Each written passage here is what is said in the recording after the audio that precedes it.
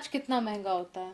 बिल्कुल महंगा नहीं होता है, क्योंकि अगर बाकी बीमारियों की बात करें तो जब कभी भी बाकी बीमारियों की बात करते हैं तो होता यह है कि अगर आप एक हफ्ते एडमिट हो जाएं तो लाखों का बिल बन जाता है।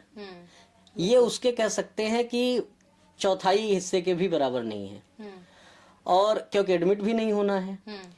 ये एक ऐसी थेरेपी है, अगर हम क्षारसूत्र की बात करें, ये एक ऐसी थेरेपी है जिसमें एक भी दिन एडमिट होने की जरूरत नहीं है। हर हफ्ते फिस्टुला के केस में अगर हम बात करें तो उसमें जो धागा बांधा जाता है तो एक्सटर्नल ओपनिंग से इंटरनल ओपनिंग की तरफ एक प्रोब होता है जिसके थ्रू जाते हैं और एक लूप बना के धागा बांध देते हैं। इस पर मेडिकेटेड कोटिंग होती है।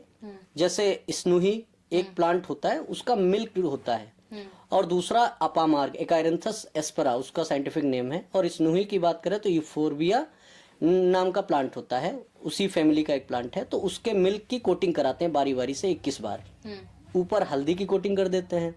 तो ये क्या करता है कि जब फिस्टुला के केस में इसको लूप बना के डाला जाता है, बहुत एक्सपर्टीज चाहिए, ऐसा नहीं है कि बड़ा आसान है, लेकिन जब उसमें लूप बना के डाला जाता है तो मेडिकेटेड थ्रेड होने की वजह से ये 3 काम करता है।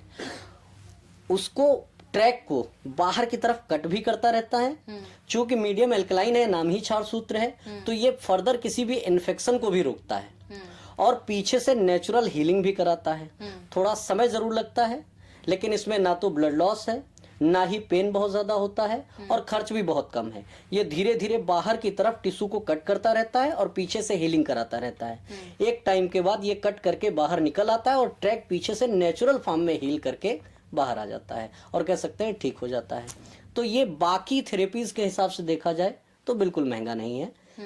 बस ये है कि मन में भ्रांति जरूर हो सकती है कि महंगा है, लेकिन है नहीं ऐसा एक्चुअली। Amazing!